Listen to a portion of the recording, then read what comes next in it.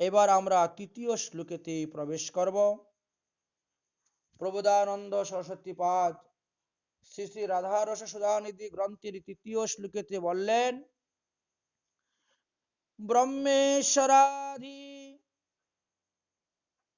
সুদূরহ পদারবিন্দ শ্রীমতে পরাগ পরমাদ্ভুত বৈভবায়াত সর্বার্থসারো রসবর্ষি কৃপার্ধদিষ্টে তস্যাং নমঃস্তু তো বিষভানু ভুবু মহিষ্ণে। যাহার শ্রী চরণ কমল রেণু ব্রহ্মা ঈশ্বরাদিরও সুদুর্লভ, যিনি এই রূপ পরম অদ্ভুত ঐশ্বর্যবতী এবং যাহার করুণা দৃষ্টিপাতে সর্বার্থ সার শ্রীকৃষ্ণ প্রেম অজস্রধারে বর্ষিত হয়, সেই বিষভানু নন্দিনী শ্রী রাধার মহিমাকেও আমি নমস্কার করি। শ্রী রাধার চরণ রেণু, শ্রী রাধার গন্ধ, অঙ্গগন্ধ এবং শ্রী রাধার মহিমা প্রতিটি বস্তুকে আমি নমস্কার করি। পূজ্যপাদ গ্রন্থকার প্রথম দুইটি শ্লোকে মহাজনগণ পরম্পরা অনুসারে রীতি বজায় রেখে তিনি মঙ্গলাচরণ করে গিয়েছেন, অভীষ্ট দেবের বন্দনা করে গিয়েছেন। গ্রন্থের অধিকাংশ শ্লোকই লীলাতে সিদ্ধ স্বরূপে স্ফূর্তিতে আস্বাদন করিয়া তিনি বর্ণন করিয়াছেন। তাই পূর্ববর্তী শ্লোকের ফুর্তির অংশটি পরবর্তী শ্লোকে তো আস্বাদন হয়, কারণ বস্তু নির্দেশ রূপে মঙ্গলাচরণে সেইগুলা আসতেছে। এই শ্লোকে সাধক আবেশে অভীষ্ট মহিমা তিনি কীর্তন করিতেছেন। চিত্ত ধীর করিয়া লাগে মহিমা জ্ঞান হইতে, তত্ত্বের ভিত্তিতে রসের প্রতিষ্ঠা। তত্ত্বকে বাদ দিলে লীলারস প্রাকৃতের মতোই মনে হয়। তাই শ্রীমৎ জীব গোস্বামী পাদ বলেন, কোন অসাধারণ স্বরূপৈশ্বর্য মাধুর্যময় তত্ত্ব বিশেষের নামই হলো ভগবান শ্রীকৃষ্ণ। অভিন্ন তত্ত্ব তদীয় লাদিনী শক্তির বরিয়সী শ্রীমতী রাধা ও পরম ঐশ্বর্যময়ী মাধুর্যবতী। পদ্মপুরাণ পাতালখণ্ডে 40 অধ্যাতে আমরা তার দৃষ্টান্ত পেলাম। নারদ মুনি শ্রী রাধার প্রতি পরম ঐশ্বর্যময় স্তূপ করেছিলেন, সেটা দেখা যায়। ব্রজধাম তো মাধুর্যের ধাম, শ্রী রাধারানী সাক্ষাৎ মাধুর্যের মূর্তি। এই জন্য গৌরীয় বৈষ্ণব আচার্যগণ শ্রী রাধার মাধুর্যের বর্ণনায় বিশ্বের বৃন্দাবনীয় রসমাধব সাধকগণের সম্মুখে তুলিয়া ধরিতেছেন। কিন্তু ঐশ্বর্যের ভিত্তিতেও মাধুর্যের সুরম্য প্রাসাদে নির্মিত হইয়া থাকে বলিয়া গোস্বামী পাদগণ মধ্যে মধ্যে শ্রী রাধার বিপুল ঐশ্বর্য বা মহিমার কথাও ইঙ্গিত করে গিয়েছেন। তাই আলোচ্য শ্লোকে এবং পরবর্তী শ্লোকে আমরা শ্রীমতী রাধারানীর বিশাল ঐশ্বর্য বর্ণন আস্বাদন করিব। এখানে বললেন যে ব্রহ্মা দেবাধীরও দুর্লভ শ্রী রাধার পাদপদ্ম রাগ লাভ করা, যিনি ঈদৃশ্য পরমদ্ভুত ঐশ্বর্যবতী। শ্রীমদ্ ভাগবতে ব্রহ্মস্তুবে এটা দৃষ্ট হয়। ব্রহ্মা শ্রীকৃষ্ণের পৌগণ্ড লীলায় তাহার সখাগণের সহিত পুলিন ভোজনাদি অতি অদ্ভুত লীলা মাধুরী দর্শনে বিস্মিত হইয়া তাহার ঐশ্বর্য মাধুর্যময় বিচিত্র স্তূপ করিতে গিয়ে তিনি স্বয়ং প্রার্থনা করেছিলেন, হে ভগবান, শ্রুতিগণ অদ্যপিও যাহার চরণ রজ কনকার অনুসন্ধান করেন, সেই ভগবান মুকুন্দ তুমি যাহাদের জীবন স্বরূপ, সেই ব্রজবাসী গণের মধ্যে যে কোনো একজনের চরণ কণিকা যে জন্মে লাভ করতে পারে, সেই জন্মকে আমি এই ব্রহ্ম জন্ম অপেক্ষাও কোটি কোটি গুণের সৌভাগ্যজনক বলিয়া মনে করি। ব্রহ্মা স্বয়ং বললেন, শ্রীকৃষ্ণের চরণ রেণু লাভ করা সৌভাগ্য আমার নেই, বা শ্রীমতী রাধারানীর চরণ রেণু লাভ করা সৌভাগ্য আমার নেই। তাদের চরণ আশ্রয় করে তাদের সঙ্গে যারা আছেন তাদের যদি চরণ রেণু কিঞ্চিত পাই, তা হলো আমার জন্ম সফল। আমি ব্রহ্মা, আমার জন্ম হইতে যারা শ্রীকৃষ্ণের সেবা পরায়ণ সখা রূপে দাস রূপে মধুর ভাবে ভজন করে যাচ্ছেন, তারা আমার থেকে কোটি গুণ শ্রেষ্ঠ। হে গোবিন্দ, তোমার কৃপা যেন আমার এই জন্মে লাভ হয়, তুমি আমাকে এই কৃপা করো। এই স্থানে ছিল বিশ্বনাথ চক্রবর্তী পাদ ভাগবতের দশম স্কন্ধের 14-34 শ্লোকের শারদা দর্শনী ব্যাখ্যায় যাহা লিখলেন, তাহার মর্মান্ত এইরূপ ছিল যে, ব্রহ্মা ব্রজের গোপগণের সৌভাগ্য দর্শনে স্তম্ভিত হইয়া গোপগণের পদরেণু লাভের কামনা করিতেও সাহস পান নাই। গোকুলের প্রান্তে যেসব নীচ জাতি বাস করিতেন, তাহাদের পদরজে সর্বাঙ্গ অভিষিক্ত করিবার লালসায় তাহার মধ্যে কাহারও বহির্দ্বারে প্রস্তরী হইয়া জন্মগ্রহণ করার প্রার্থনা জানাইয়াছিলেন।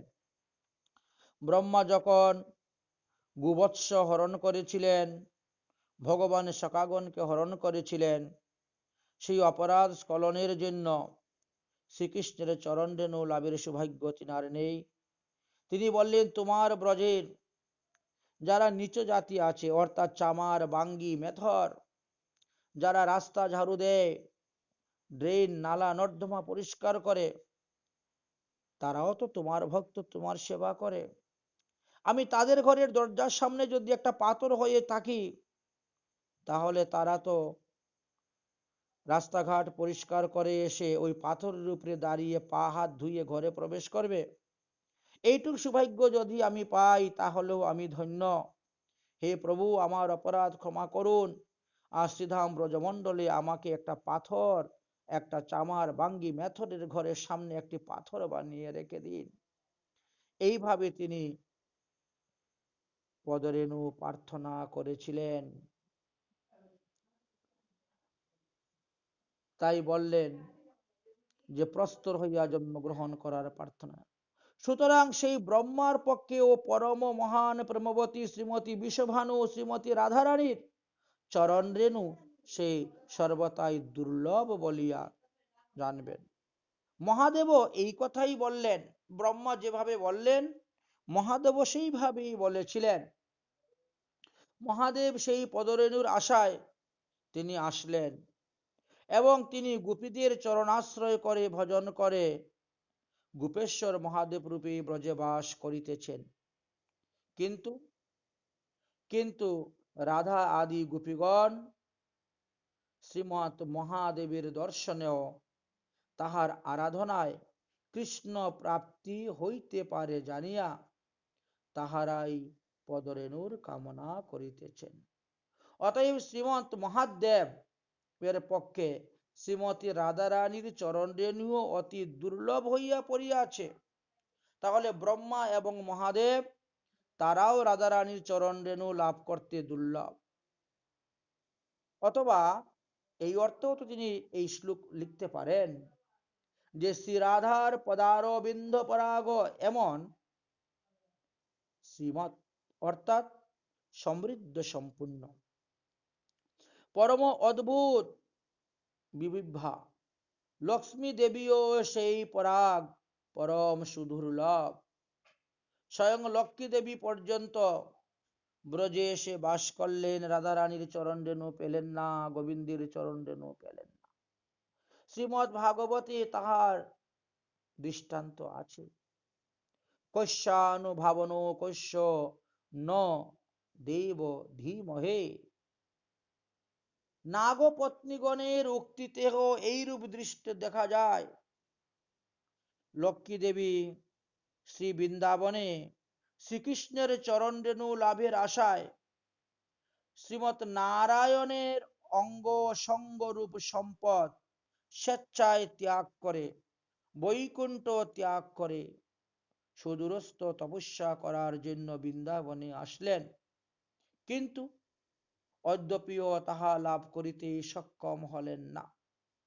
শ্রীল গোস্বামী পাদগণ বলেন যে বিপুল ঐশ্বর্যের রানী হলেন লক্ষ্মী দেবী। তিনি মাধুর্যময়ী শ্রী রাধার পদরেণু আরাধনা করিতে পারেন নাই, লাভ করতে পারেন নাই। এই জন্য তাহার গোবিন্দের কৃপা লাভ সম্ভব হল না। যেই পর্যন্ত রাধারানীর চরণাশ্রয় না করবেন, রাধারানীর চরণরেণুতে ভূষিত না হবেন, সেই পর্যন্ত গোবিন্দকে লাভ করা যায় না। কেননা গোপীর অনুগতি বিনা ঐশ্বর্য জ্ঞানে ভজিলেহ নাহি পায় ব্রজেন্দ্র নন্দনে। তাহার দৃষ্টান্ত লক্ষ্মী করিলা ভজন, তথাপিও না পাইল ব্রজে ব্রজেন্দ্র নন্দন। যদি তিনি শ্রীমতী রাধারানীর পদরেণু আরাধনা করিতে পারিতেন, তবে গোপী দেহে অবশ্যই গোবিন্দের সঙ্গ লাভ করিতে পারিতেন। তাহার অভাবেই তাহার তপস্যা সিদ্ধি হইল না। সুতরাং শ্রীমতী রাধারানী যে আশ্রয় তত্ত্ব, তিনার চরণ রেণু যে আশ্রয় করতে হবে, গৌরীয় বৈষ্ণবের একমাত্র উপাস্য। তাই রাধারস সুধানিধি গ্রন্থেতে তার আঙ্গুল দিয়ে আমাদেরকে দেখিয়ে দিচ্ছেন, চোখে আঙ্গুল দিয়ে দর্শন করিয়ে দিচ্ছেন। সুতরাং শ্রী রাধার চরণ রেণু বৈকুণ্ঠের অধীশ্বরী লক্ষ্মী দেবীরও চির দুর্লভ রহিয়াছে। ব্রহ্মে শব্দাদি আমরা এই শ্লোকের মধ্যে যে পড়লাম,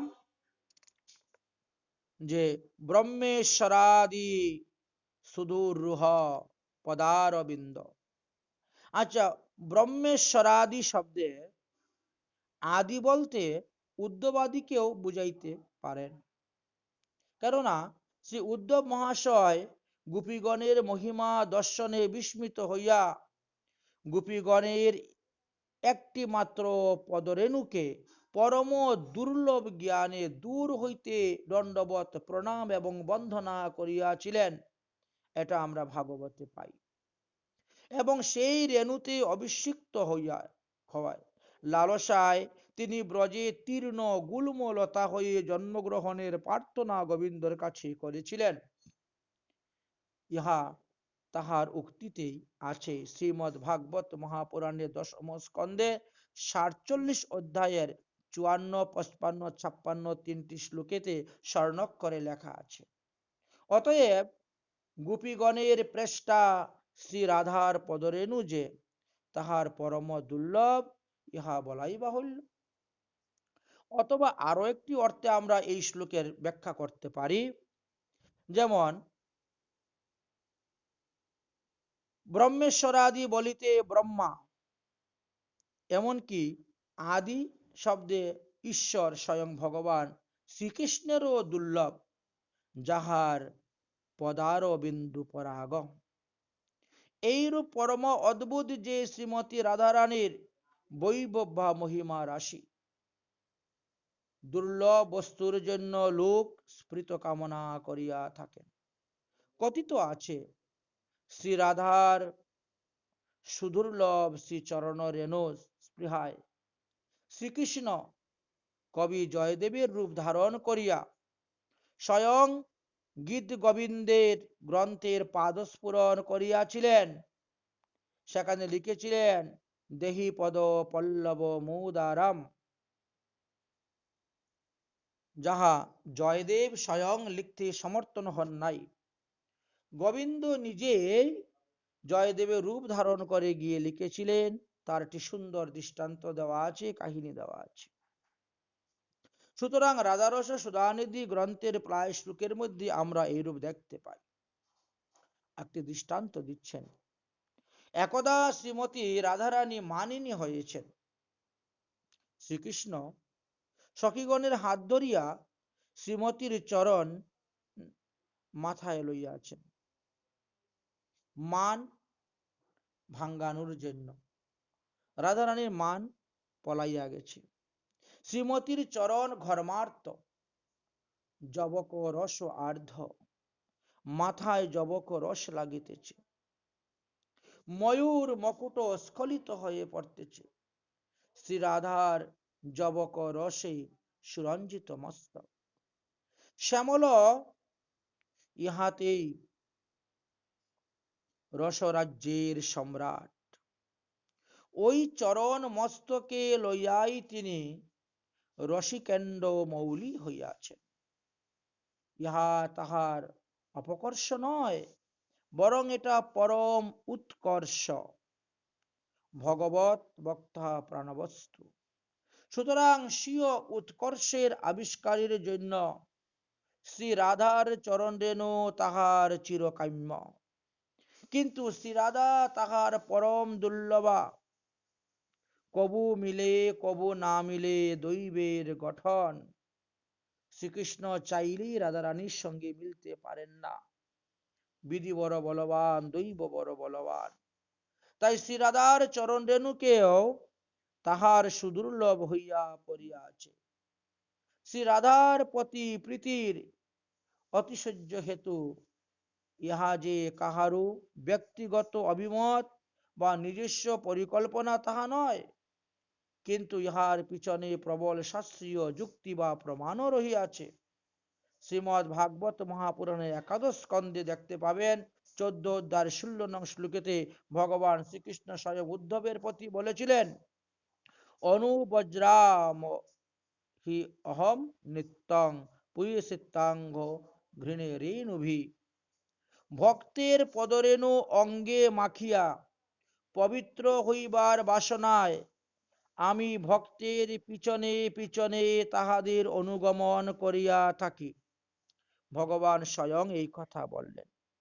এই শ্লোকের ক্রম সন্দর্ভ ব্যাখ্যাতে শ্রীমদ্ জীবগোস্বামী পাদ বললেন, ভক্তগণ যে নিমিত্ত নিষ্কাম ভাবে শ্রীকৃষ্ণের ভজন করেন, তাহাদের সেই নিষ্কাম ভজনের অনুরূপ প্রতিদান কিছুই দিতে পারেন না গোবিন্দ।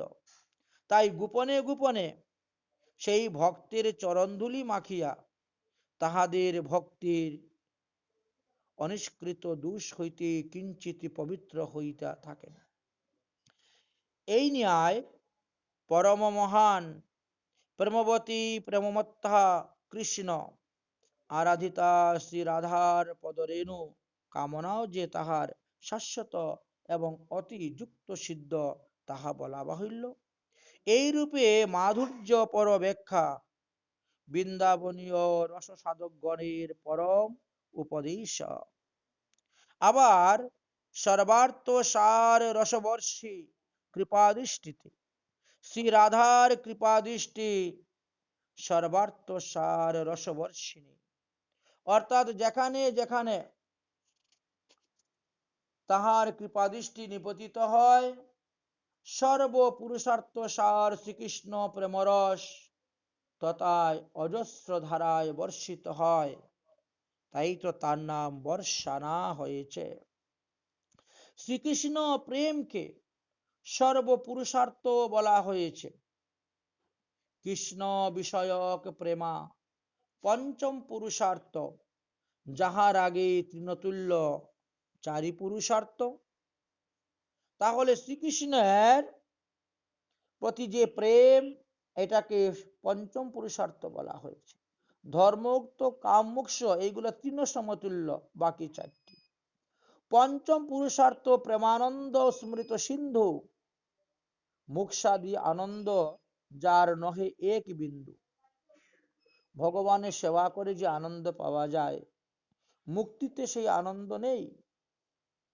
তাই শ্রীকৃষ্ণ প্রেমী ভক্তকে তাদের অন্তত শ্রীকৃষ্ণ মাধুরী আস্বাদনে সৌভাগ্য দান করিয়া ধন্য করিয়া থাকেন। পঞ্চম পুরুষার্থ এই প্রেম মহাধন কৃষ্ণের মাধুর্য রস করায় আস্বাদন। প্রেমা হইতে হয় কৃষ্ণ নিজ ভক্ত বশ, প্রেমা হইতে পাই কৃষ্ণের সেবা সুকরস। শ্রীরাধার করুণা দৃষ্টি মাত্রে সেই সর্ব পুরুষার্থ সার প্রেমরস বিনা সাধনায় অজস্রধারে বর্ষিত হইতে পারে। কৃপা দৃষ্টি তো কথাই নেই। শ্রী রাধারানীর দর্শন মাত্রেই বিনা সাধনায় শ্রীকৃষ্ণ প্রেম সম্পদ সুসিদ্ধ হইয়া থাকে। এই কথা পদ্মপুরাণের পাতান খণ্ডের 40 অধ্যায়ে দেবর্ষি নারদ বলে গিয়েছেন। শ্রী রাধার দর্শন লাভ করিয়া স্বয়ং এই বিষয়ে অনুভব করিয়া তিনি বলেছেন, অশ্যাং সানন্দ দর্শনাদিব গোবিন্দম পদাম্বুজে যা প্রেমাবধি প্রভু স্বামী ভুব পূর্বান কহশ্চিৎ। অর্থাৎ যাহার দর্শন মাত্র শ্রীকৃষ্ণের পাদপদ্মে আমার যে প্রেম সম্পদ সিদ্ধ হইয়াছে, ইতিপূর্বে এই রূপে প্রেমের আস্বাদন আমি কখনোই করতে পারি নাই।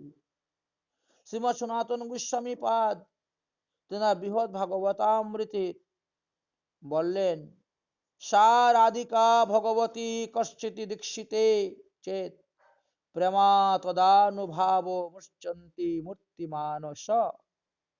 শ্রীকৃষ্ণের প্রিয়তমা পরম প্রেমবতী শ্রী রাধিকা যদি প্রত্যক্ষীভূতা হন, তবে সেই মূর্তিমান প্রেমের সাক্ষাৎ অনুভব হইয়া থাকে। অধুনা এই বিশেষ কলিতে এই বিশেষ প্রত্যক্ষ করিবার দিন আসিতেছে। শ্রী ভগবান শ্রী রাধার ভাব এবং কান্তি লইয়া বিশ্বে গৌর সুন্দর রূপে অবতীর্ণ হইয়াছেন। শ্রী রাধার কান্তি বলিয়াই যে উজ্জ্বল গৌর কান্তি দর্শনে বিশ্ববাসী প্রেম লাভ করিয়া ধন্য হইয়াছেন, ইহা শ্রী রাধার কান্তিরই প্রভাব বলিয়া জানবেন। বৃহৎ ভাগবতামৃতে উক্ত শ্লোকের পরিবর্তিতে একটি শ্লোক আমরা দেখতে পাই, কশ্চিৎ কৃষ্ণ চন্দ্রস্য মহা অবতারাস্তাদৃশ্য নিজ প্রেম বিতরণকারী সাক্ষাৎ বা কশ্চিৎ যদি রাধিকা প্রমাণুভূতিম তদুপৃত্ত তাপি। তাদৃশ্য নিজ প্রেম বিতরণকারী শ্রীকৃষ্ণের যদি কোনো মহান অবতার হয়, অথবা শ্রী রাধার যদি কোনো অবতারে প্রকট হন, তবে তাহার দর্শনে যে প্রেম অনুভব হতে পারে, এই শ্লোকে মহাপ্রভুর কথাই বলা হয়েছে। সেই মহাপ্রভুকে যারা দর্শন করেছেন, স্পর্শ করেছেন, সঙ্গ করেছেন, তারাও সেইভাবে ধন্যাতি ধন্য হতে পেরেছেন। সর্বার্থ সার যে শ্রীকৃষ্ণ প্রেম, তাহাও রসবর্ষী শ্রী রাধার কৃপাদৃষ্টি বলিয়া জানবেন। অর্থাৎ শ্রী রাধার প্রেম মাধুর্যে সহযোগে শ্রীকৃষ্ণ প্রেমের এত রসবতা বা মধুরতা হয়েছে। শ্রী রাধাই শ্রী বৃন্দাবনের মূর্তিমতী মাধুরী, বৃন্দাবনের লীলা সর্বত্র শ্রী রাধা।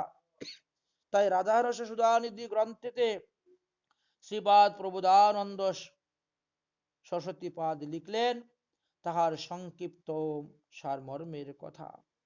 শ্রী রাধার বিরহে শ্রীকৃষ্ণ উপাসকের যে আস্বাদন লাভ হয়, তাহা অতি অকিঞ্চিত রূপ এক কণিকা মাত্রই। স্বয়ং মহাদেব পর্যন্ত পার্বতীকে বলেছেন যে, হে পার্বতী, রাধা রানীকে ছেড়ে যারা কেবল কৃষ্ণকে ভজন করে তারা মহাপাপী, তারা কখনো কৃষ্ণকে পাবে না। গৌর তেজ বিনা যস্তু সাম তেজ সমশ্চয়েত জপেত বা ধ্যায়তে বাপি স্বভবেত পাতকি শিবে। অর্থাৎ যাহারা শ্রী রাধার বিরহিত কেবল শ্রীকৃষ্ণের ধ্যান করেন, শ্রীকৃষ্ণের নাম জপ করেন, কেবল শ্রীকৃষ্ণের অর্চন করেন, শ্রীকৃষ্ণের সেবা করেন, তাহারা পাতকী হইয়া থাকেন। অতএব শ্রীকৃষ্ণ প্রেমের রসবর্ষী বা প্রাণবস্তু শ্রী রাধার চরণে প্রেম, যাহার কৃপাদৃষ্টির ফলে কৃষ্ণ প্রেমের রসবর্ষী তদীয় চরণে প্রেম লাভ হইয়া থাকে, তাই তাহার মহিমাকেও আমি নমস্কার করি। অনন্ত শ্রীযুক্ত পরময় অদ্ভুত বৈভবাসী রাধা রানী নিকুঞ্জ নাগরী নবীনা কিশোরী হরিপ্রিয়া ঠাকুরানী পাদ পদ্ম রাগ পরাগ বৈভব ব্রহ্মাধীর সুদুর্লভ পতিরেণু কন চিন্তামণি সম সকল সম্পদ পদ কুঞ্জেশ্বরী কৃপা কটাক্ষের কিবা মহিমা বর্ণিতে পারে পুরুষার্থ সার প্রেমামৃত ধার বরিখ এ শতধারে রাধার মহিমা মহামধুরিমা প্রণাম করিয়া তাই প্রবুদানন্দে পরময়ানন্দে শ্রীরাধার মহিমা গায়। এইভাবে প্রবুদানন্দ সরস্বতীপাদ তিনি শ্রীমতী রাধারানীর মহিমার কথা কীর্তন করলেন। আমরা এই পর্যন্ত রাধারস সুধানিধি গ্রন্থের 3টি শ্লোক আস্বাদন করলাম।